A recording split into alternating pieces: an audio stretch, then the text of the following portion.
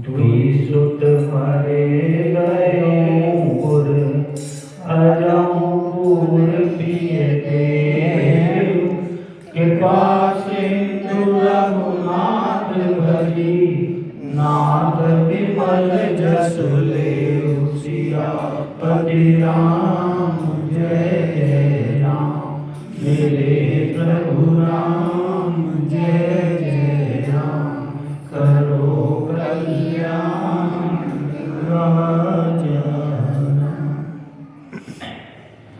परमादरणीय उपस्थित मानस प्रेमियों और जनार्दन, लंका कांड के अंतर्गत जो रावण मंदोदरी की वार्तालाप उठी है, ये चौथी वार्तालाप है और अपने अंतिम पड़ाव है। इसके बाद मैं मंदोदरी नहीं समझाएगा,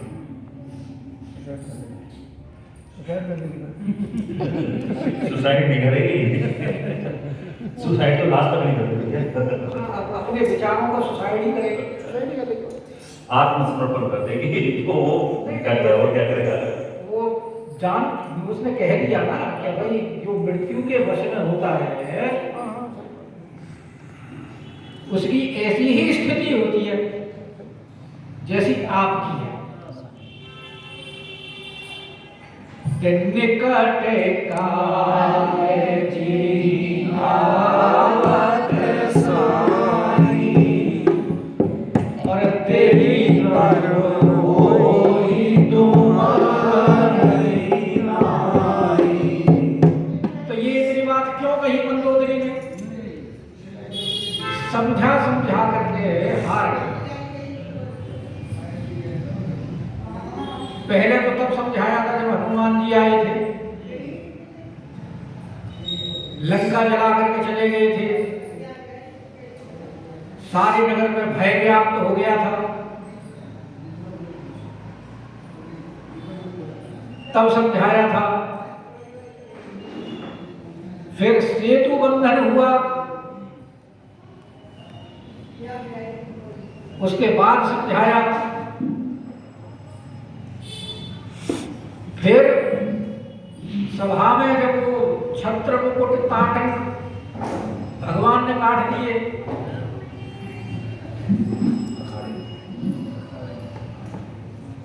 तो उस समय समझाया फिर मंदोदरी ने, और अब अंतिम बार समझा रही है। वो समझ गई कि इतना समझाने पर भी जब ये नहीं मान रहा तो इसका अर्थ है कि काले विवश मने उपज न मोहा। जो व्यक्ति काल के वश हो जाता है उसको ज्ञान नहीं होता, उपज न बोधा।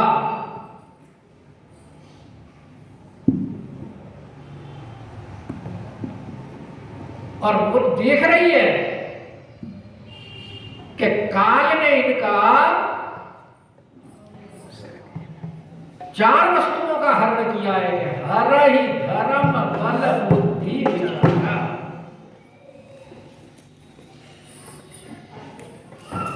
और जितनी कठिन और कड़वी और सत्य बात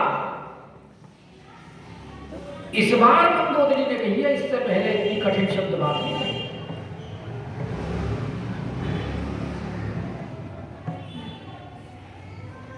और अब देख लिया कि हाँ ये मान नहीं रहे हैं, लेकिन फिर भी अंतिम बार प्रयास करते हुए कहती है कि देखो हमारा अब तक जितना नुकसान हुआ है, कोई बहुत बड़ा नुकसान नहीं हुआ। नुकसान तो खैर नुकसान है, लेकिन मुख्य नुकसान क्या हुआ है कि द्विसुत मरे दहेपुर। 2 पुत्र मरे हैं, कोई बात नहीं, पुत्र तो और उत्पन्न हो जाएंगे। और वैसे तो रावण के यहाँ पुत्रों की कोई कमी नहीं है। 1 लाख फूल, 1.25 लाख। 1 लाख फूल 1.25 लाख नाती। हाँ 1.25 लाख नाती। और नगर जल गया कोई बात नहीं, दोबारा उसकी रिन्यूएशन हो जाएगी। विश्वकर्मा जी हैं कर देंगे। तो ये इतना बड़ा कोई नुकसान नहीं है। अब तक जो हो गया सो हो गया। वो कहावत है ना कि बीती ताही विषाद दे और आगे की सुध ले।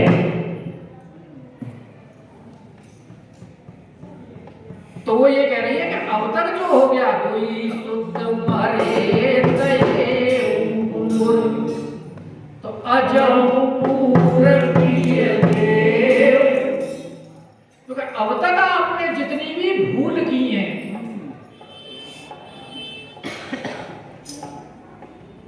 अब तो उनकी समाप्ति कर दीजिए।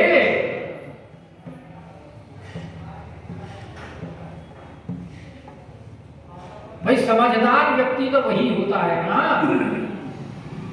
जो अपनी गलती से कुछ शिक्षा ले।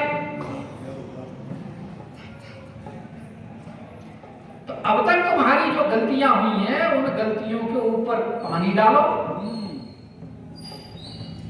कि अजहु पूरे प्रिय देव, कि अब तो भगवान से बैर त्याग दीजिए।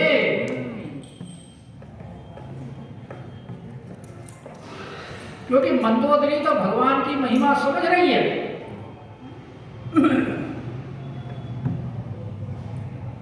भगवान ने रावण को ज्ञान देने के लिए जो अब तक लीलाएं की हैं और सुधार के लिए जो प्रयास किए हैं, तो मंदोदरी जानती है कि क्यों किए हैं। क्योंकि कृपा सिंधु रघुनाथ, भगवान कौन है? कृपा सिंधु हैं। वो तो अपने शत्रुओं के ऊपर भी कृपा करते हैं।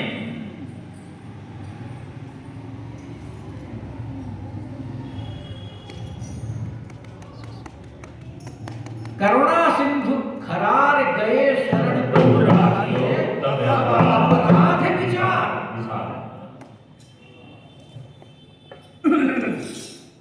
प्रणत पाल रघुनायक, करुणा सिंधु खरार गए शरण प्रभु राखियो, तब अपराध विचार।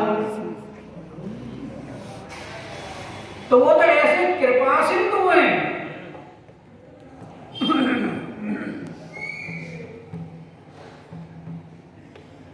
उनका भजन करो, कृपा सिंधु रघुनाथ भज। क्योंकि तुम्हारे ऊपर उन्होंने कृपा करके पहले हनुमान जी को भेजा,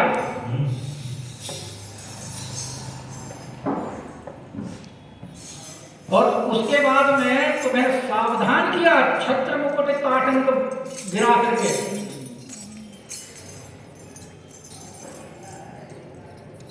और अब अंगद को भेजा है तुम्हारे लिए।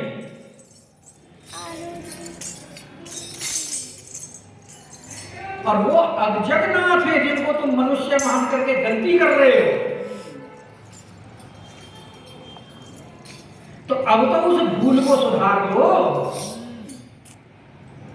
कि अजहु पूरे प्रिय देव, अब तो उनसे बैर त्याग दीजिए।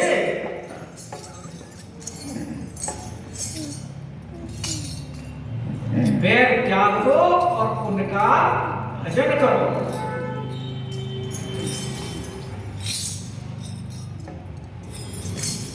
क्योंकि तुम उत्तम कुल में उत्पन्न हुए हो।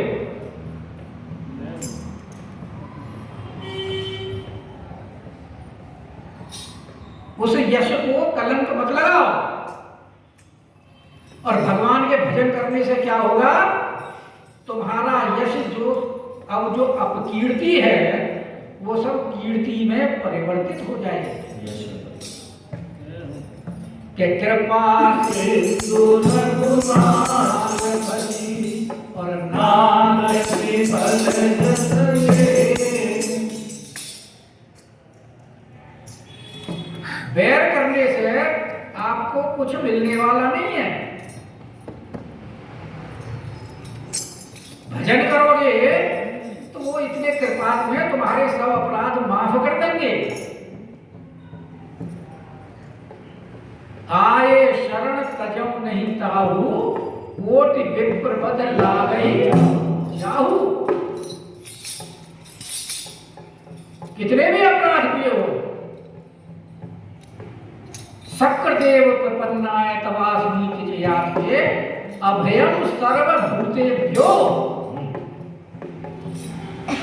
जो मेरी शरण में आ जाता है उसे मैं सर्वभूतों से अभय कर देता हूं। ये मेरा प्रण है। लेकिन रावण को महाभिमानी मानने वाला नहीं है। कि नारी वचन सुनी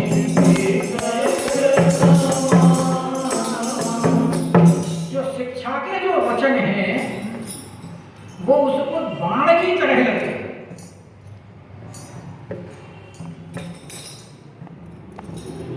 क्योंकि काल ने उसका धर्म बल बुद्धि विचार सबका हरण कर लिया है,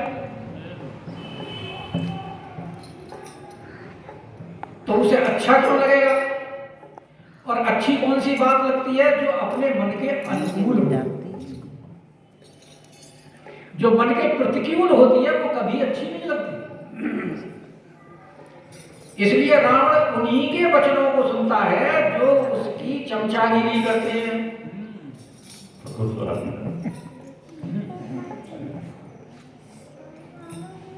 जब रावण ने पूछी ना कि भाई उचित मत कहे हो, मत कहे तो लोग बाग दो अर्थ में, एक तो कहता है कि भाई मत पूछ रहा है कि भाई उचित मत दो, और दूसरा कहता है देखो सही बात मत कहना, उचित मत कहे। जो मुझे अच्छा लगे वो कहना है, उसमें उचित अनुचित का कोई विचार नहीं है।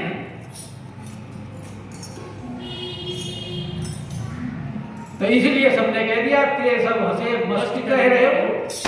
अरे जुते सुरासुर तब से बनाई और नर बानर के ही लेके आई। तो इसलिए अब जो शिक्षा, क्योंकि ये तो रावण के अनुकूल नहीं है, वो तो ये कहती है कि भाई तुम उनकी शरण में चले जाओ, उनसे क्षमा मांग लो, उनकी पत्नी को उनको दे दो, और ये तो बात किसी की स्वीकार करता नहीं रावण। जब की कहा दीन वेदे ही चरण प्रहार ही,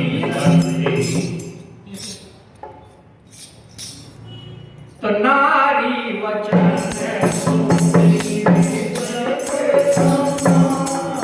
शिक्षाप्रद बातें हैं वो उसे तीर की तरह लग रही है। और इस सारे प्रकरण में आया कब था मंदोदरी के पास? सभा समाप्त करके संध्या समय, और आया था कुछ सुख शांति मिलेगी, और यहाँ इसी उधेड़ कुंड में सुबह हो गया।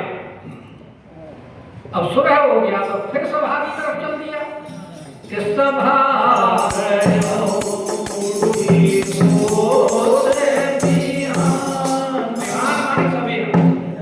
शायद ये किधर बिहार की तरफ बोला जाता है।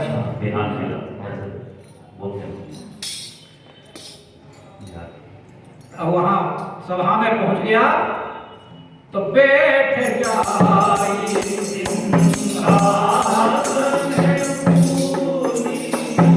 क्योंकि उसे तो अपना भी घमंड उसका, हालांकि अंगद और हनुमान जी उसका घमंड चूर कर चुके हैं।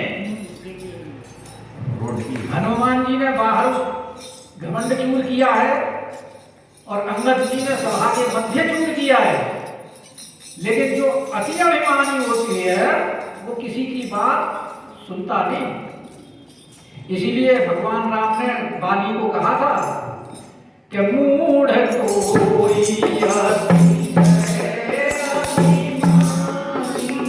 अभिमाना नारी सिखावन कीन न पाना। क्योंकि समझाया था ना तारा ने कि मुझे पता लगा है कि जो कौशलेश के और राजकुमार आए हैं और बड़े वीर हैं वो, और काल को भी जीत लेते हैं, कितने वीर हैं। तो बोला मेरा उनसे कोई बैर थोड़ी है। लेकिन उसे तो वो जो सुग्रीव जो महा नहीं जो चैलेंज दे रहा था वो कैसे स्वीकार करे कि अस कही चला और तरण समान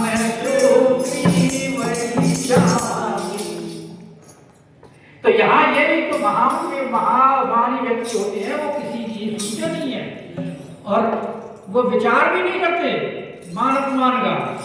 तो बैठ जाए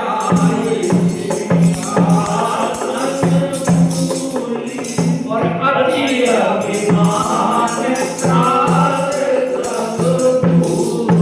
अभी तक जो अंगद की सभा में आने के बाद में और जब गया था तो उस समय वो बिलख रहा था और उसी की शांति के लिए मंदोदरी के पास गया था। लेकिन वहां से जब वापस आया है तो अब उन सब बातों को भूल गया। तो ये तो रावण को तो रहने तो उनके दरबार अब अंगद जी तो समाचार लेके आए, उनका भी तो कुछ वार्तालाप चल रहे राम जी से। तो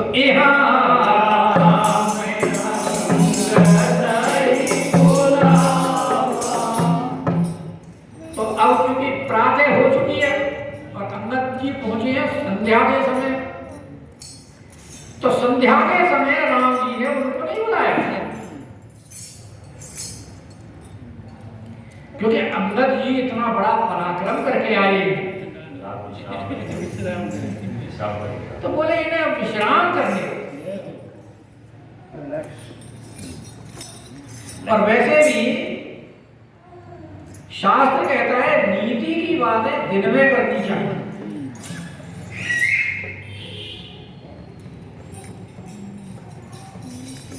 और फिर राम जी ने सोचा कि अब अगर मैं अंगद को बुलाता हूं तो जो वो वहां कार्य करके आए हैं वो सबको कैसे पता लगेगा, क्योंकि हम तो सब विश्राम कर रहे हैं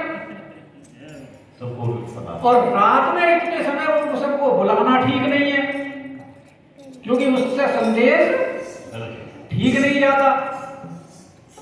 तो इसलिए सुबह सबके सामने ही बुला करके अंगद जी को और उनसे सारी बात पूछी जाएगी। तो इसीलिए भगवान ने सुबह उनको बुलाया कि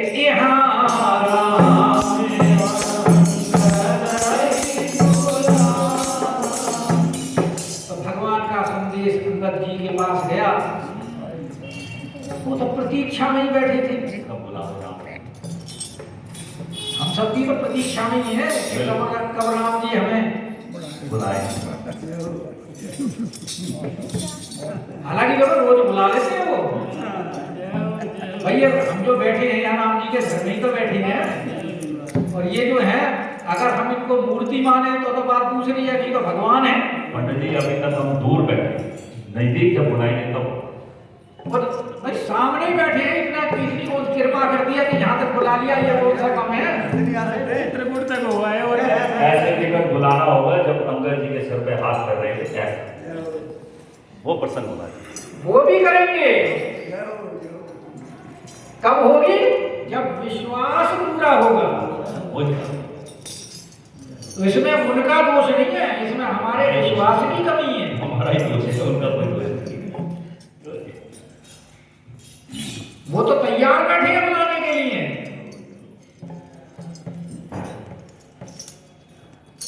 जैसे अंगद जी को बुला लिया यहाँ राम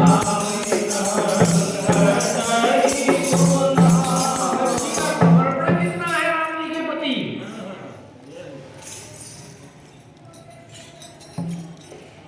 भगवान तो समर्पण की ही तो प्रतीक्षा में बैठे रहते हैं कि जो तू धामे एक पल तो मैं धामूंगा, और जो तू करो काट तो मैं लोहे की लाट। लोहे की बात तू कितना कठिन होगा, लकड़ी कैसा? अगर तू लकड़ी की तरह कठिन बनेगा तो मैं लोहे की तरह हूं फिर। लोहे की तो इसलिए कमी तो हमारे ही समर्पण में है।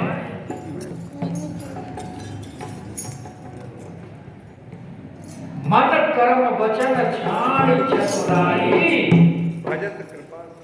और भजत ही कृपा करही चतुराई। अभी हमने चतुरता नहीं छोड़ी है, अभी हमने दोनों नावों में पैर रखा हुआ है, संसार में भी और इधर भी। यही तो कहते हैं ठाकुर जी कि मोर दास कहाए, कहलाता तो है कि मैं राम जी का दास हूं, राम जी का दास हूं, लेकिन कहने कहने के लिए दास है, मन से नहीं है। क्योंकि अगर मन से दास होता तो मेरे अलावा और किसी के सामने हाथ नहीं पसारता। कि मोर दास कहाए नर आसा, और करिए तो करिए कहाँ सेवा। तो भैया हम तो ऐसे ही मैं मूर्ख खलकाम, कहते हैं तन मन धन सब कुछ तेरा, और बाहर निकलते सब कुछ मेरा। या वो वाक्य आगे तन मन। कपटी व्यक्तियों को भगवान कहते हैं कि वो ही कपट छल छिंद्रिया भावा। जब तक कपट वगैरह है तब तक भगवान की तरफ जाने का रास्ता नहीं है। नारद जी को भी भगवान, नारद जी जाना तो चाहते थे भगवान के पास, लेकिन स्थिति क्या है? हरे करते आधारे को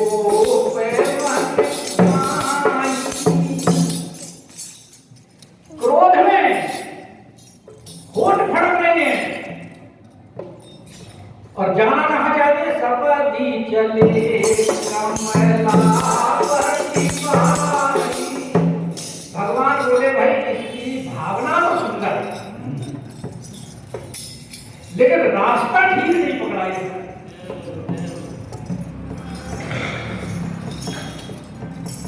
क्योंकि काम क्रोध मद लोभ नाथ नरक सेवा। अब ये कौन से में है? क्रोध में है। रास्ता पकड़ा है नरक का, आना चाहते हैं मेरे पास। तो बीच ही पंथ है मिले और संग रमा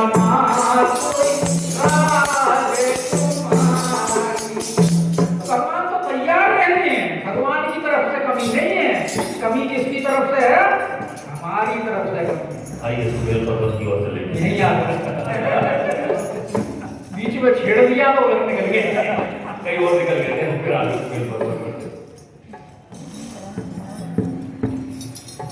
तो आई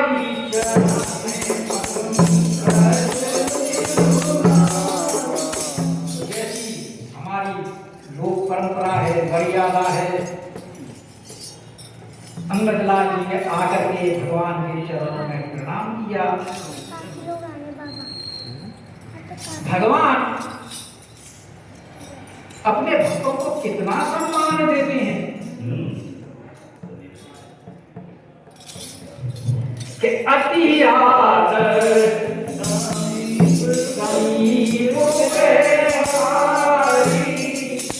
अंगद जी का आदर नहीं किया, अति आदर। जैसे हनुमतलाल जी का किया था, हृदय से लगाया, पांच उठाया और वो भी हाथ पकड़ के।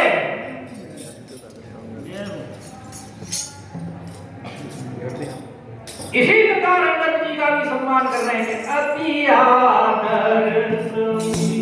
और ये सज्जन लोगों की परंपरा होती है, आजकल के अभिमानी व्यक्तियों की नहीं, कि जो अपने से जो हमारे सेवक हैं, छोटे हैं, उनके साथ में प्रेम से व्यवहार करना चाहिए ताकि कार्य करने में उनका उत्साह बढ़े और लगन से काम करें, पूरी शक्ति के साथ काम करें। तो ये प्रेरणा कौन देगा? अपने आचरणों के द्वारा अपने से श्रेष्ठों को ये प्रेरणा देनी चाहिए। पर आजकल की जो हमारी पाश्चात्य सभ्यता है उसमें ये बात नहीं है, इसीलिए राम जी सिखा रहे हैं ये बात कि अति आदर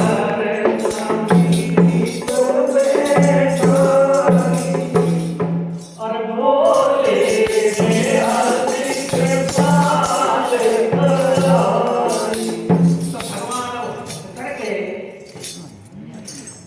और कृपाल, क्योंकि भगवान अपने भक्तों को सदा सम्मान देते हैं और उनके जो अवगुण होते हैं उनको दूर करते रहते हैं। नारद जी ने भी देख लिया था ना कि इनके गर्भ अति भारी, और जान करके फिर माया रच करके वो निकाल दी। क्योंकि जैसे माँ अपने बच्चों को पालती है, ध्यान रखती है उसकी स्वच्छता सफाई में, ऐसे ही भगवान भी अपने भक्तों का ध्यान रखते हैं। और दूसरे भगवान ये भी कह सकते हैं कि जानना चाह रहे हैं कि जो अंगद जी वहां कार्य करके आए हैं, इनके हृदय में कोई अभिमान तो नहीं आ गया कि बोले कृपा। इसीलिए खबारी शब्द कहा है कि अगर अभिमान हो तो उसे नष्ट कर देंगे।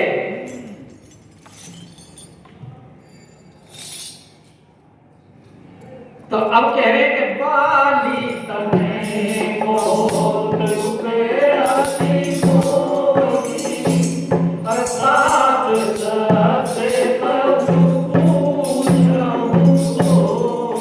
अरे रामन जातु नाने कुल कीरा गुजे बरना तुझे जातु जग कीरा आसु मुझे तुम सारी चलाए गए उदास कबरी विधि पाए। ये 6 अर्धालियों में भगवान का प्रश्न है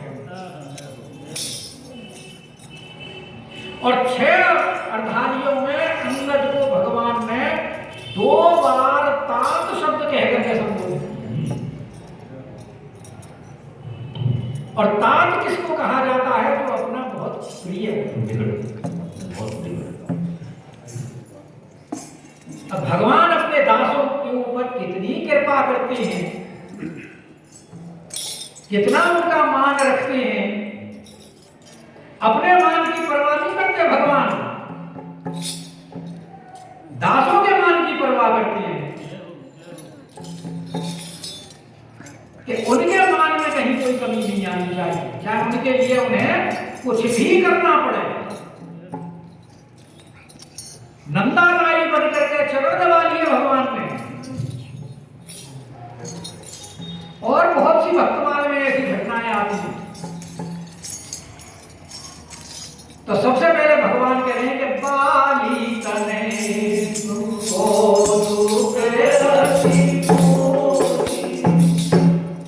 बाली तने संबोधन का मतलब तुम बाली के पुत्र हो। तो जैसा बाली बलवान था वैसे ही आपने भी कार्य किया है, क्योंकि उनके पुत्र हैं।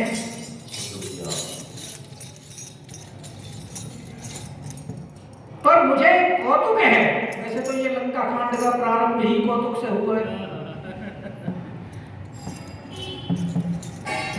क्योंकि पहले तो भालू कपियों को कहा भाई कौतुक करो पुल बांधने का, फिर पुल बांध लिया तो वो कौतुक हो गया। फिर जब पुल के ऊपर जाने लगे तो जितने भी जंतु जल जीव थे वो सारे बाहर आए, उनके ऊपर जाने लगे। तो भगवान दोनों खड़े खड़े उनकी कौतुक देख रहे हैं। फिर भगवान का जो बाण है वो छत्र मुकुट ताटंक बंद करके और आकर के प्रवेश कर गया, वो भी कौतुक। तो लंका कांड में कौतुक ही कौतुक हो रहे हैं। तो यहां भी भगवान कह रहे हैं कि वो तो सारे कौतुक थे और ये तो अति कौतुक है कि बाली तने कौतुक अति कोई बरसात करते कहूं तो भगवान कह रहे हैं तुझे सत्य सत्य बताना।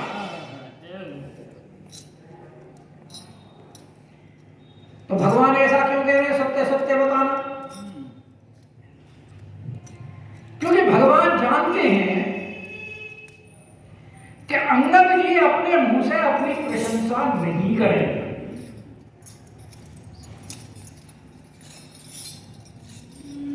और जो सज्जन पुरुष होते हैं वो कभी अपने मुंह से अपनी प्रशंसा नहीं करते। इसीलिए भगवान कह रहे हैं कि भाई जो भी बात है सत्य कहना।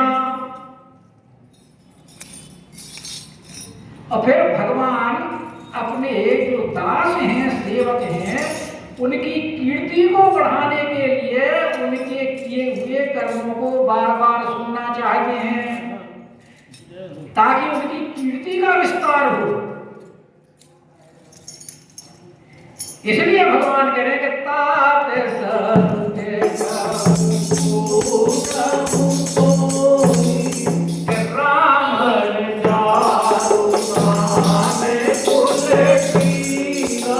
सबसे पहले तो उसका नाम रावण, और रावण का मतलब जो रुलाने वाला, और दूसरा जात धान कुल टीका निशाचरों का राजा।